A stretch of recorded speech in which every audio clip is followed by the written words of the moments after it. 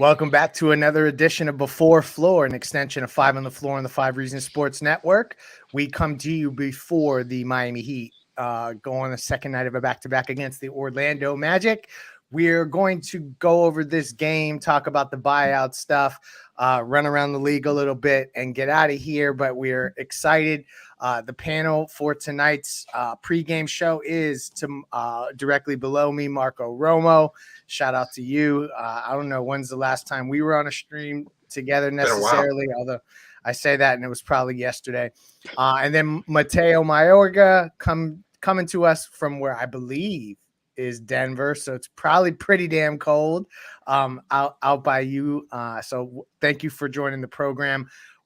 Before we get into this Magic matchup, and for all the Heat fans that are so upset about transactions, guess what? It is time to pivot back to actual basketball. And I think that there's something exciting about that.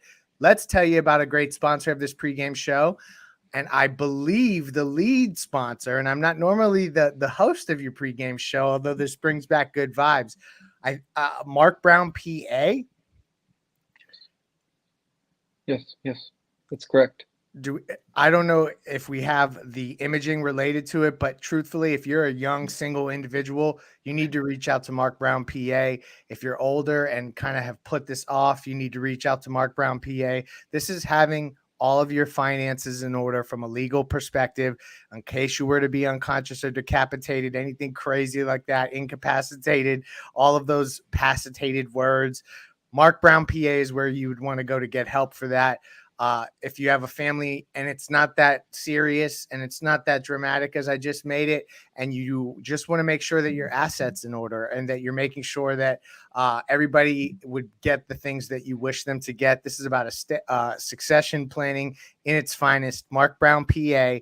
They are a small firm.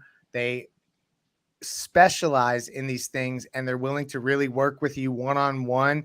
They take pride in the fact that they can actually spend time with each client individually. markbrownpa.com, 954-566-5678. We usually have beautiful imaging of their website, but that'll come at another time. Check out Mark Brown PA. That's MARC brownpa.com, 954-566-5678. All right, that's the sponsor plug with no imaging. Oh, you got to see me try to do that. So fun times here. So they sneak out a victory against Houston. Funny story is I fell asleep in that game last night and I missed post-game show. And the dramatic finish that was Jimmy Butler, I'm going to be honest, at 40 going on 41, I fell asleep in the chair last night and I missed it. So I also wasn't on Five on the Floor. Everybody make fun of me. My 75-year-old mother was awake in the kitchen looking on. She saw the final play. I didn't see it. So she's got the guts and I do not. Shout out to Water Clean of South Florida. Mateo, Orlando presents different challenges than Houston. Houston can't guard anybody. They've got some guys that I think are fun to watch and exciting and energetic and have lots of athleticism in Houston. Some of that stuff translates to Orlando, but Orlando also has the size that they bring and just a different breed of how they play basketball. What do you think is going to be the biggest challenge on a second night of back-to-back for Miami? And then Marco, before we go to you, I wanted to grab the injury report. So if you have that handy, that would be great. Otherwise, I'll dig it up. But Mateo, your thoughts just on the difference between Houston and Orlando as the fans get ready for a new opponent tonight. Greg, they couldn't be any more different. Like you said, Houston can't guard anybody. The Orlando Magic are the sixth best paint defense in the NBA. They really take advantage of all of their length when they go to the 2-3 zone. Their backline defenders like the Wagner brothers, Bull. Then there's Banchero. Banchero is someone who doesn't really defend well when he has to come up front into the zone. But this is a team that locks up that area. But on the other end of the floor, Miami has to also go to the 2-3 zone because they are not a team that shoots very well from the outside. From the top of the key, they shoot 33%. From the corners, they are much better at 41%, but they don't take too many of those, around 6 a game. What you really got to worry about is Banchero, Bol, the Wagner brothers, really feasting inside the lane and taking advantage of the Heat's really their size. Now, they have also other guards like Markel Fultz and Cole Anthony who are good at breaking guys down off the dribble, and there's some very good playmakers through traffic into the lane, finding the big guys. Miami's definitely going to have to send help at Paolo Banchero if he gets a mismatch on somebody smaller in the low post. He's like a taller Carmelo Anthony. I really like what I've seen from him. He's very polished for a rookie, very expected from him. But this is a team that Miami, on the offensive end, now shifting back to that, they got to take advantage of their youth and really hammer the paint as much as they can with Jimmy Butler to try to force some bad fouls and get to the line and really slow the game down. Yeah, Orlando always gives Miami trouble in some way, shape, or form. Although Terrence Ross was bought out and looks like he's heading to Dallas. So that's one less random scrub Heat killer, although he ain't a scrub necessarily. Marco, if you have the injury report, I'd love for you to lead with that, and then your thoughts on the matchup tonight against Orlando and what you think may jump out at Miami as some of the biggest challenges, just because of the size and the different way that they play. He mentioned Paolo Banchero, but they also, they run these lineups that are counter to what Miami has been running with 6'5" guys playing at the 4. So I'm interested to pick your brain there as well. Okay, I couldn't find the report, or a more recent one. The last one I saw has Victor out, Yurt out still, and Kyle still out. So those are the Miami guys that are still out. Everybody else seems to be available. I think Eric Spoelstra even said it last night that he expected everybody from yesterday's game to play today. The minutes, I don't know how those are going to go. I expect he's going to watch Jimmy's minutes still. On Orlando's side, I couldn't find anything about them. All I know is I thought Wendell Carter. We don't Jr. care. It's okay. Don't worry. It's just the Heat's injury report we care about. But yeah, what Mateo was talking about, it's like a total difference between Miami and Orlando philosophical wise, because of these guys that they can run out. They can run a lineup of just straight up 5, a starting lineup at that of 6'10" or above guys. Franz Wagner he's my favorite young player in the Eastern Conference right now. That's not a superstar. I like him a lot too. He'd be a perfect fit next to Bam. Shout out to the Deuces. I would love him in Miami, honestly, but he's maybe in the future. He's a Michigan man. Maybe Duncan Robinson could do some recruiting. But yeah, Orlando really likes to keep you out of the paint, like Mateo was talking about, which is counterintuitive to what Miami does, because or what Miami wants to do. They want to get in the paint. They're all about the twos, as Jimmy said. They want to out-2 everybody. It's going to be really hard against the Magic. The mid-range is going to really be a big factor tonight, because that's what it's Jonathan. That's what Miami's going to probably try to take advantage of, is the mid-range game. Bam, Tyler, expect those guys. And hopefully Jimmy has a better overall game. He came in clutch yesterday, but he had a really rough first half and third quarter up until that fourth quarter where he came alive. Yeah, I mean, this is a Magic team that is essentially playing to lose for the most part. I was just looking through, and all of their league ranks are one of the first times in a while that they rank lower than the Heat in most categories. We have Jonathan Ramlakan, who just jumped in. He is live from what I still believe is Amway Arena, if I remember correctly. I used to live in Orlando for a while, and he is covering the Heat Magic live from the arena. Jonathan, thank you for joining us. So live from the floor. This could be a new segment on Five on the Floor, before floor. See how much floor we're throwing in there. What's the vibe in the arena? What have you been able to capture so far? And thoughts on the Heat Magic matchup tonight, as this is, kind of a free-falling team that does, from a positional perspective, maybe present some challenges for an undersized Heat group. So what are your thoughts on Heat Magic tonight? So before I talk, do you guys hear the music? Because I don't want to see a copyright strike. We do hear the music a little bit, Okay. But just talk loud. It's Okay, all good. So essentially, speaking about the first question, the vibe right now, arena is still pretty empty as far as people getting in, but as far as people that I see getting in, it's like 70-30 Heat fans so far. Like, I've seen a lot of Heat fans thus far. As far as the Magic being a free-falling team, they're in a really interesting position, right? They're fifth in the tankathon, like they're the fifth worst ranked team, but they're only 2.5, 3 games out of the play-in. That's true. For the 12th seed. So they're actually really close. and talking to them, covering them, they actually beat the Nuggets in the last game.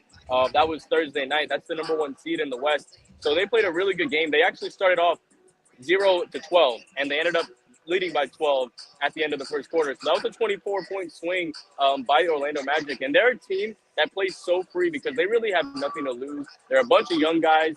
Jalen Suggs had like 8 points in the first quarter. Cole Anthony had like 9 or 10 in the fourth quarter. So these guys are hungry. They come. They each have their moments. And I think they're a dangerous team. They're really lengthy. We know that they have a lot of length. Their point of attack defense is not very good, and they die on screens. So that's what Miami is going to have to do tonight. Merely make sure we use a lot of screens and make sure we move the ball really well. They ranked 27th in assists.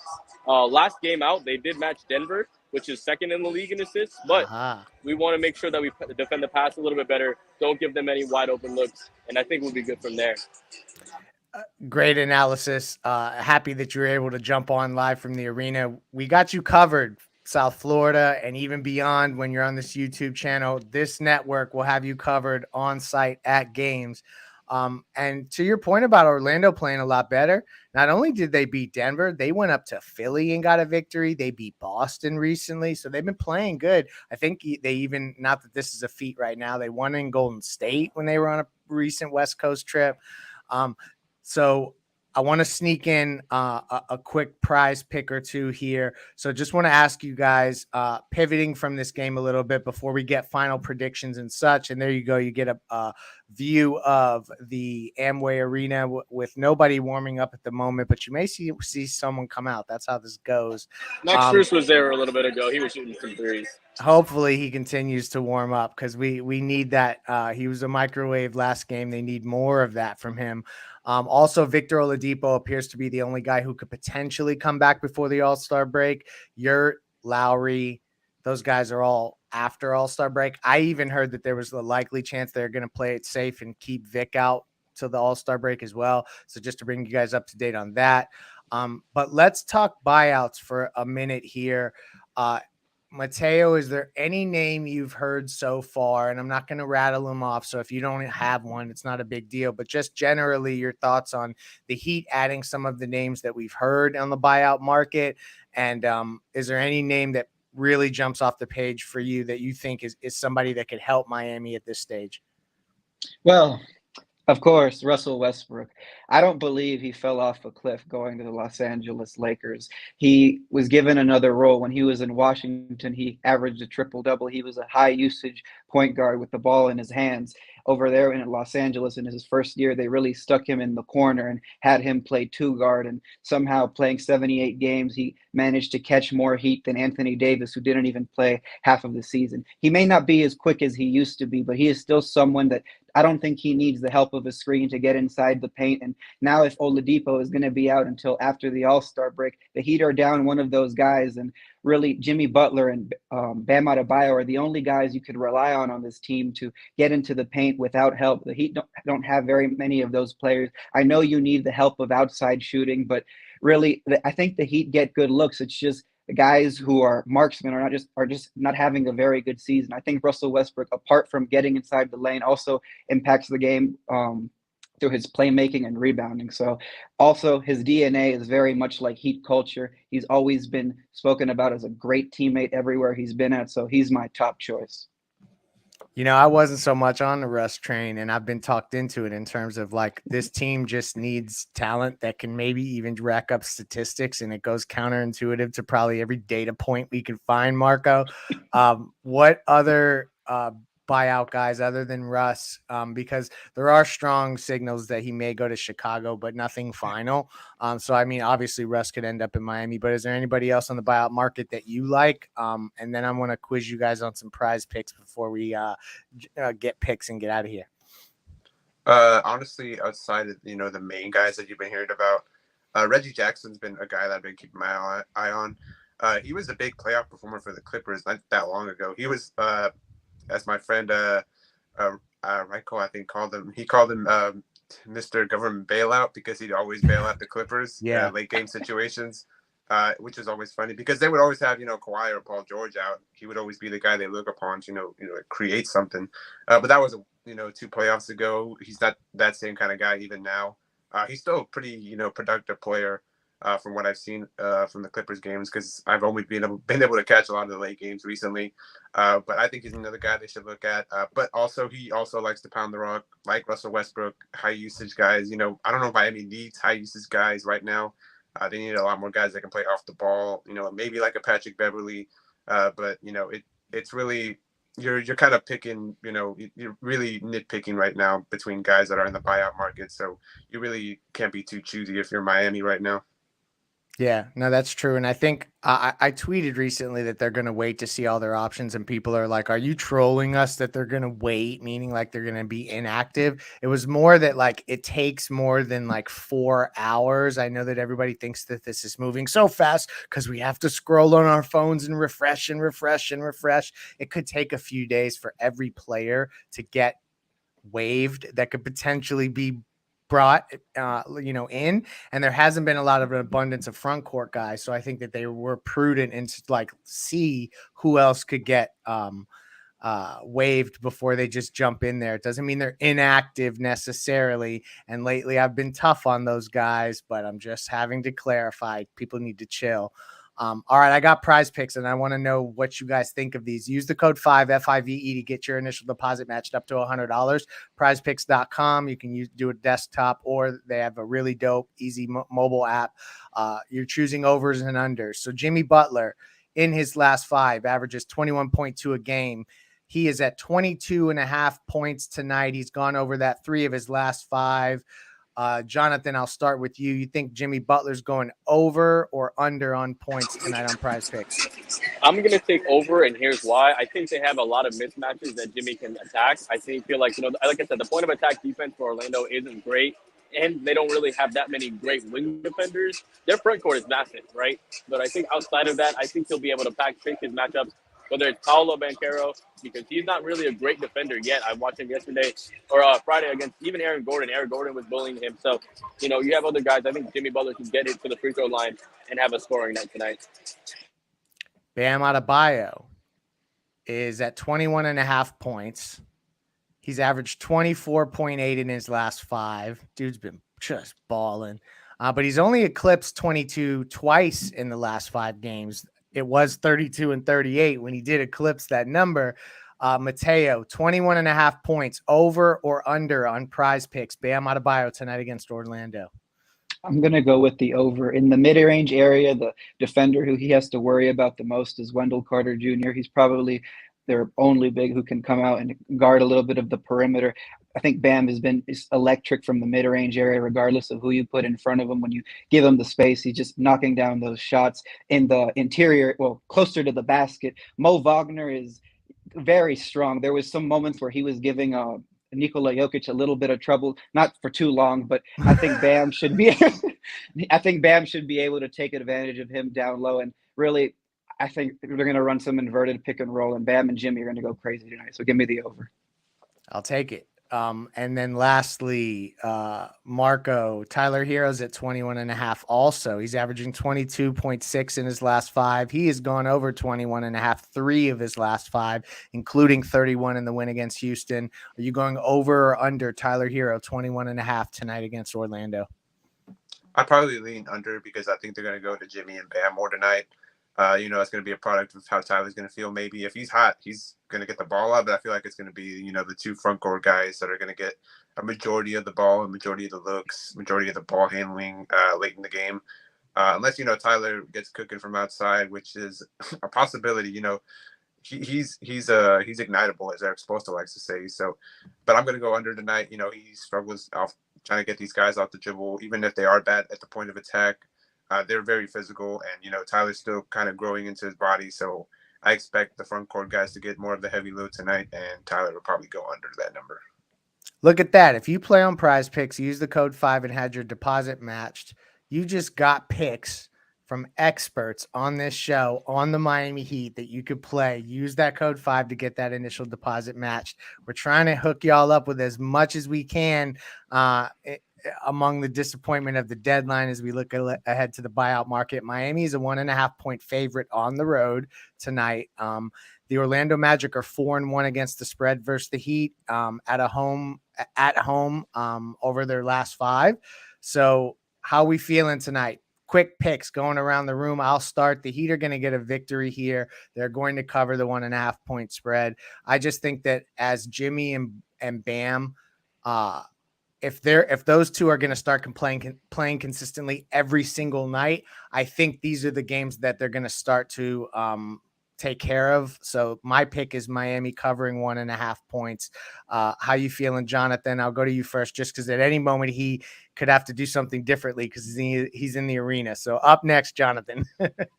Yeah, I think Miami can get it done as well. I feel like Orlando, while they have a lot of offensive threats, they're still, like I said, a young team, a very undisciplined team.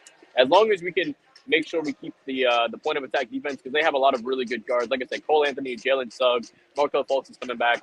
I'm watching Gary Harris right now. I'm nailing a lot of shots too. So as long as we can maintain the point of attack, I feel like Miami has a good chance tonight. And make sure we limit second chance rebounds as well, because Orlando did a really good job of getting some second chance points that were really impactful against the Nuggets. Mateo, how are we feeling tonight? I'm going to go with a Heat W, but in a close game. The Orlando Magic are a 500 team at home. They can't secure their building. So I think Jimmy and Bam, like we mentioned a moment ago, are going to have a very big night. If the Heat play a little bit faster than they like to, I think they'll have a very solid night in terms of fast break points, because not all Orlando defenders get back when they're getting boat raced off the floor. So give me a Heat W. Marco, close us out with what you think is going to happen tonight in Orlando. A shocker, a close game.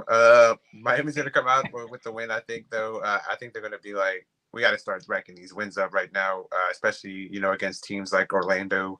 I think that game against the Rockets, they'll be like, we can't let that happen again. If it does, it'll be a close game as usual. So I got Miami winning, but it should be very interesting. I'm very interested to what they're going to do in terms of who is Caleb going to guard? Is he going to be on the point of attack, or are they just going to keep Gabe out there? They've had a lot of their point guards guard a bunch of the non-scoring bigs, but I'm very interested to see how they defend Orlando's size. They out-rebounded Orlando last time, so if they can do that again, it'll be another win. Might be confusing them with Cleveland, though, another big team, but the fact that they out-rebounded either of them is a surprise to me. No, that's true, and this will be interesting because this is a team that's usually pesky for Miami. Orlando isn't always the funnest place for them to play historically. I don't know if lately. Go ahead, Jonathan. They did waive Terrence Ross, so that does help us just a little bit, in my opinion. Yeah, we said that earlier. One less random scrub Heat killer, although he ain't a scrub. In the 56 games the Heat have played, 30 of them have been decided by 5 or less. So I think Marco's onto something in terms of it probably being a close game. I'm hoping that they get this one done early. But, the second nights of back-to-back with the oldest team in the league, that's what the Heat still are. It's going to be interesting to see how deep they go in the bench, how much Jimmy plays, how good he plays. So I think there's lots to watch here as we kind of get focused back in on basketball, because the Heat are within striking distance of moving up in the standings, still have a 1.5 game lead in the 6th spot in the Eastern Conference. So we'll see how tonight goes. Thank you for joining us. We'll have you covered post game. I believe it'll be Ethan and I and probably a few others on the post-game show. So for Mateo, Marco, Jonathan, who's live at the Heat Magic game, thank you for joining me. Thank you for joining us. Shout out to Prize Picks and also Mark Brown, PA. Make sure you go to him for all your estate planning needs. Peace out. Peace.